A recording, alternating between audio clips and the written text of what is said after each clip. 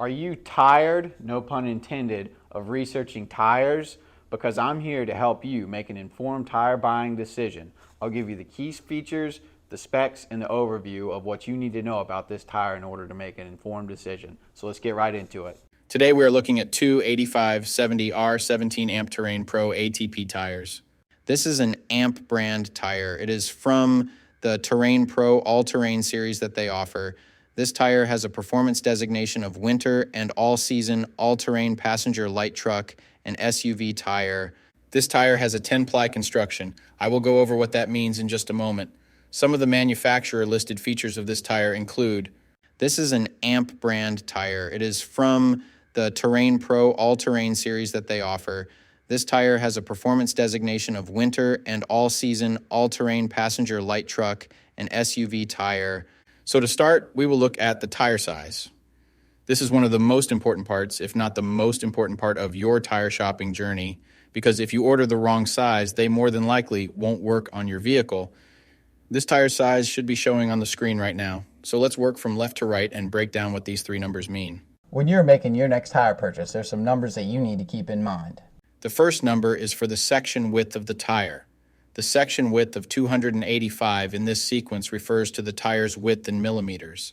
In other words, this tire is 285 millimeters wide, from sidewall to sidewall. The second number in the tire size refers to the aspect ratio. 70 in the sequence is the aspect ratio of the tire. The aspect ratio is a percentage, and it tells you the ratio of the tire's height to its width.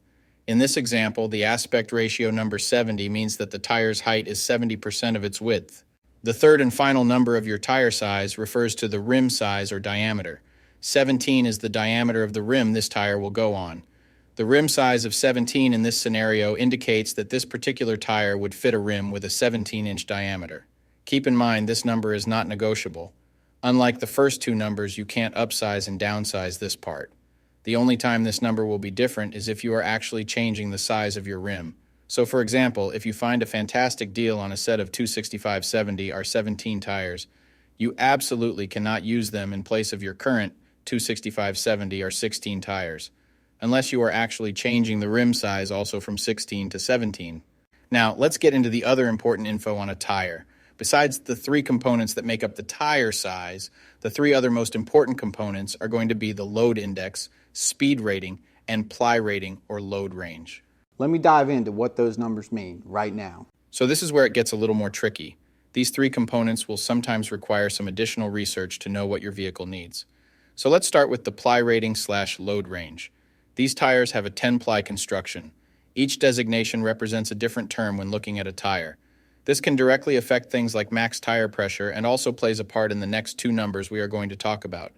When in doubt of the rating your vehicle requires, in most cases it is safe to go with the same rating your vehicle currently has, as long as it was replaced with the correct spec of tire last time they were replaced. Now let's talk about the other two components, load index and speed rating. Next to your tire size, you will see a number and letter combination like 121R. The number 121 is the load index. This is the number relative to the weight capacity of the tire. The higher the number, the greater the load carrying capability of the tire. Load index ranges from 0 to 150. If you are replacing your tires, they have to be the same or higher load index, never lower. For example, if your current load index is 121, a tire of the same size with a load index of 124 would work for you, but not a tire of the same size with a load index of 118. If you replace your tires and the new ones have a lower load index, the tire has a higher likelihood of bubbling and eventually blowing out. So make sure you pay attention to this when buying your set. So for the tire we are looking at today, the load index of 121 represents a weight capacity of 3,197 pounds. For my metric system using friends, that would be a capacity of 1,450 kilograms. Located next to the load index we just talked about, there is a letter. The letter R is the speed rating for this tire. This is the maximum speed sustainable for the tire. Each letter has a corresponding speed rating approved by the Department of Transportation and the tire manufacturer. Alphabetically, the speed rating increases as the letters advance from A to Z, except for the letter H, which we'll explain in a minute. The most common speed ratings range from L, 75 miles per hour, to W, 168 miles per hour. High-performance racing tires speed rated 168 miles per hour or higher are marked ZR. Originally, tire speeds were just S, H, or V, S being the slowest, H being the middle, and V being the fastest. Over the years, as tire speeds have evolved, for whatever reason, H has always remained the same, 130 miles per hour. When Z-speed rated tires were first introduced, they were thought to reflect the highest tire speed rating that would ever be required, in excess of 240 kilometers per hour or 149 miles per hour.